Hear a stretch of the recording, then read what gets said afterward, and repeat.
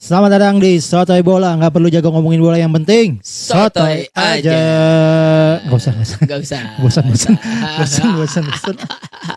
Oke. Selamat datang di Sotoy Bola, dan kali ini kita punya sebuah segmen baru. Yep.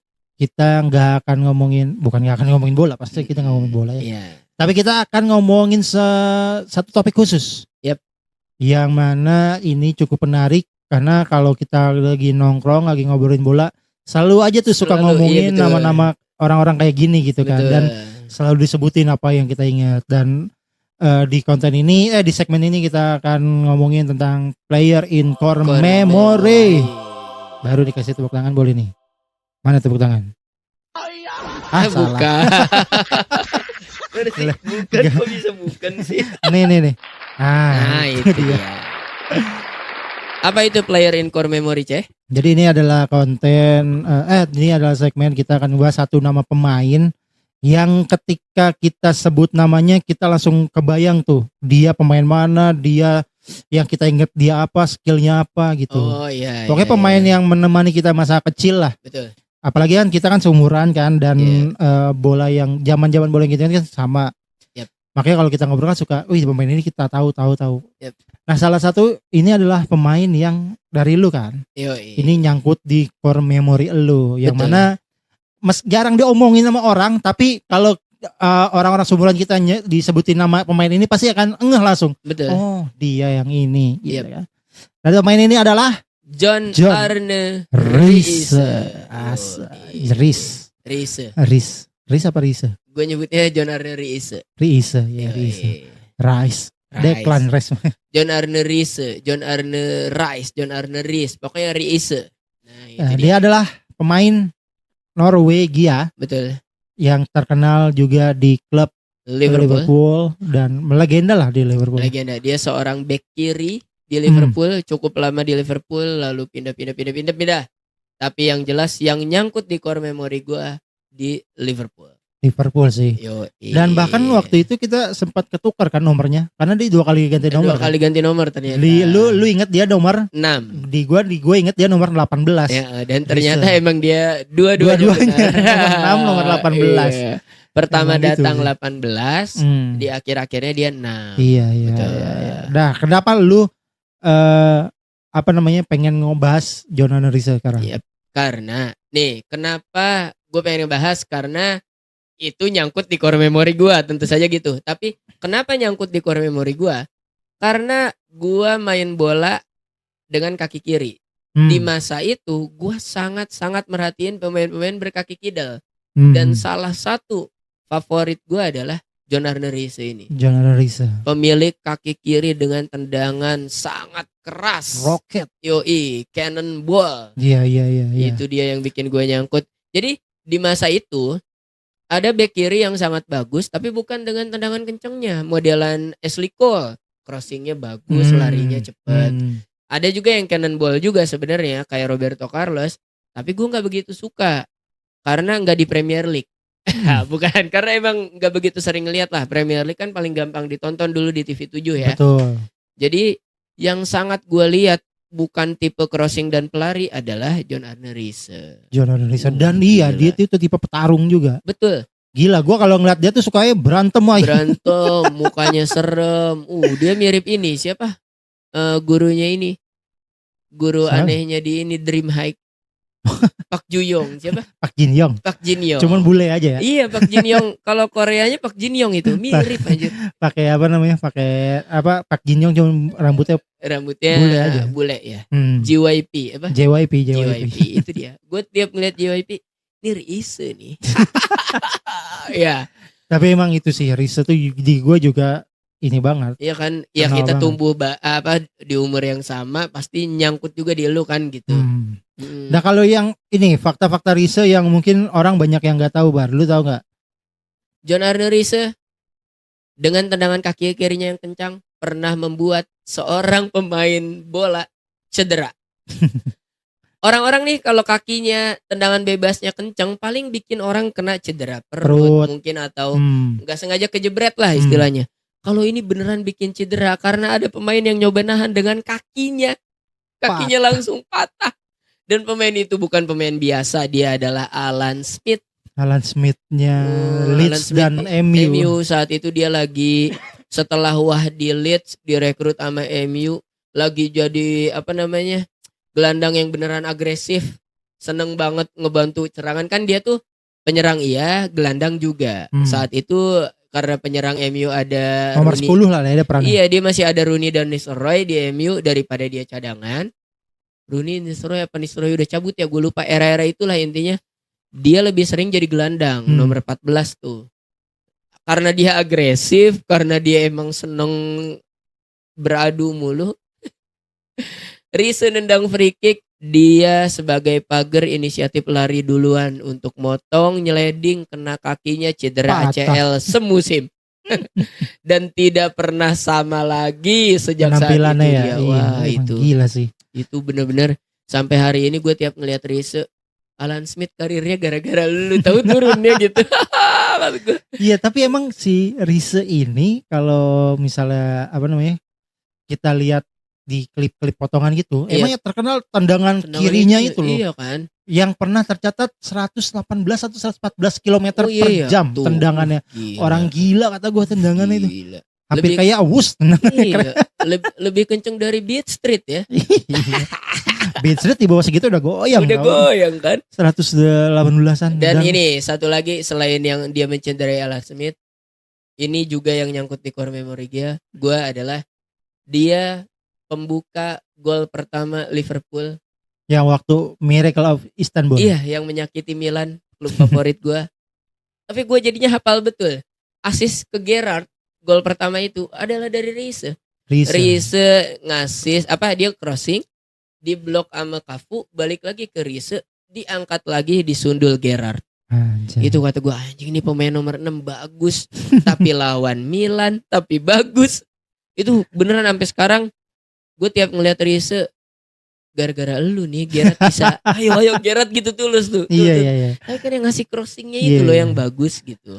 Tapi emang gila dia. Iya. Dia itu kan dulu dia juga kan pemain dengan caps terbanyak di timnas Norwegia sampai hari ini. Yang mana di saat zaman dia Norwegia belum ada Erling Haaland kan. Betul, belum ada Martin Odegaard.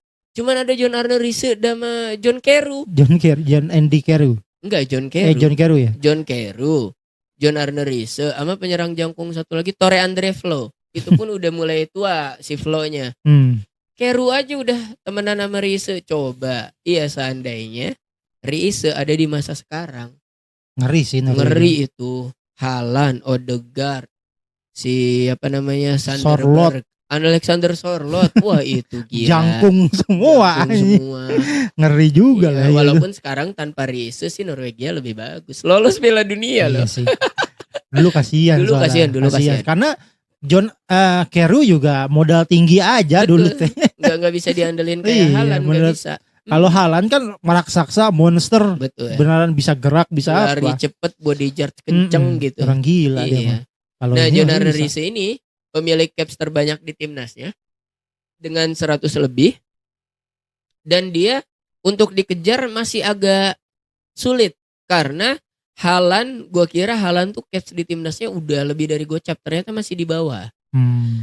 Untuk Haaland sekarang umur baru 25 sih, dimana era-era pemain kayak semenjak ada Ronaldo, Messi, kayaknya caps 100 lebih di satu negara tuh kayak masuk udah gak mustahil lagi ya gitu.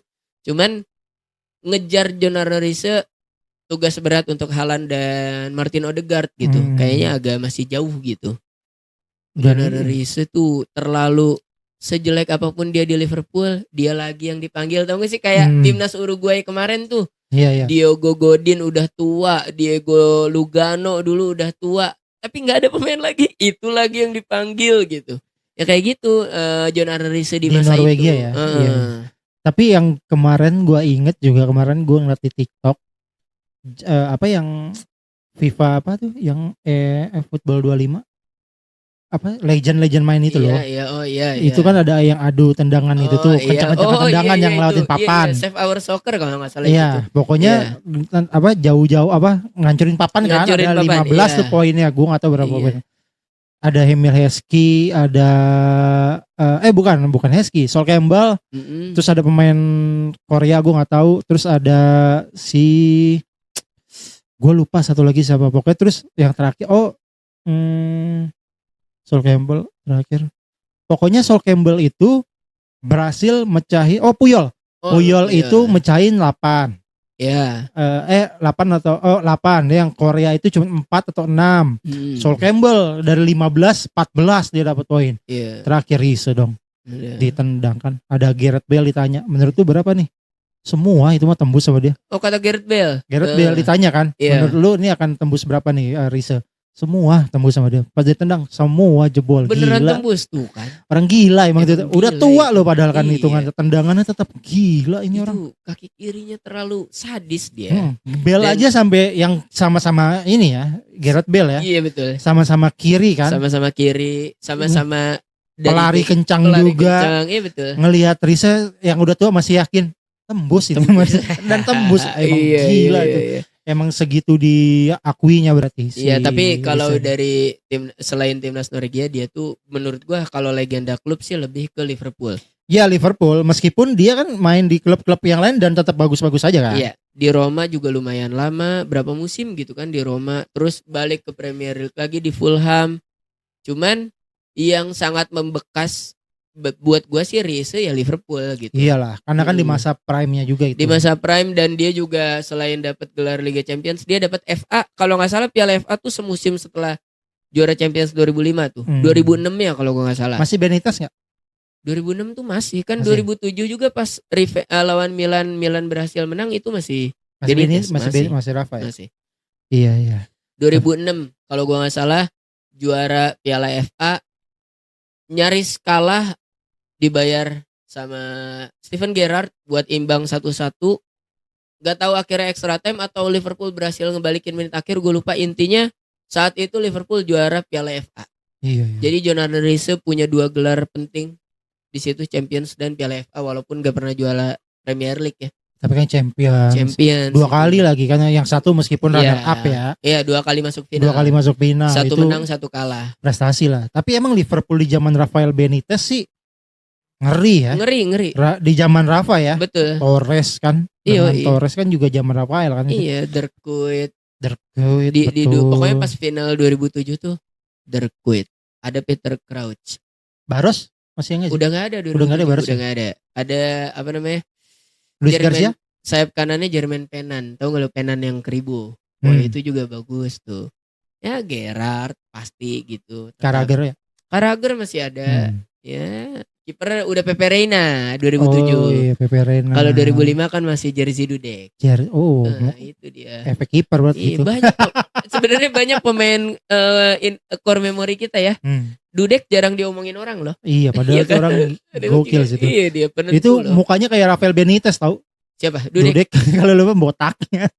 Jadi Dudek. Reina. Enggak Dudek. Oh, Dudek. Dudek kan yang rambutnya botak di sini doang. Iya, dikit. Iya, kalau Reina kan ini awalnya gondrong justru.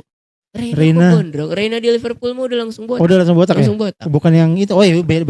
Bukan beda. Reina itu. Iya. Ya pokoknya Dudek tuh kayak Rafael Benitez kalau lihat. Lu lihat ya mukanya ntar kita liatin.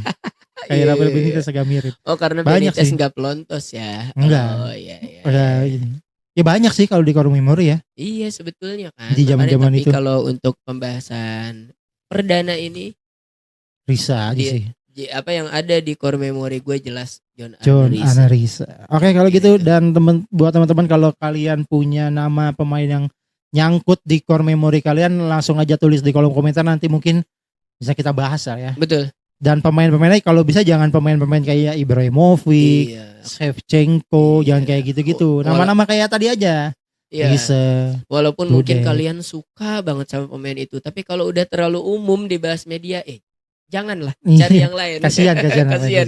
Apa kayak Hidetoshi Nakata. Nah itu boleh tuh, atau Hidetoshi Nakata. Atau kalau pemain-pemain Serie A misalnya kayak Esteban Cambiaso. Yang jarang-jarang. Esteban Cambiaso. Karena dia di Premier League juga pengaruh masalahnya. Juga, di Inggris berpengaruh dia di Leicester. Sebelum di Inter aja dia di Madrid juga bagus kok sebenarnya. Yang kayak gitu-gitu lah. Claude Makalele. Iya kan. Apa satu lagi yang Diera apa sih? Apa? Ada yang namanya Dieba. Diara. Diara. Diara sih kurang nyangkut juga di Nggak kayak Bakalele ya. Nggak kayak Bakalele. Pokoknya model-model John Arne Riise ini baru dari gue, yang jelas masih ada juga yang di core memory Aceh. Mungkin nanti dari teman-teman yang lain juga masih ada. Langsung aja ditulis di kolom komentar kalian. Mudah-mudahan nanti kita bisa bahas. Oke, kalau gitu sekian untuk konten kali ini teman-teman. Gua Aceh. Gua Akbar. Pamit. Dadah. Dadah.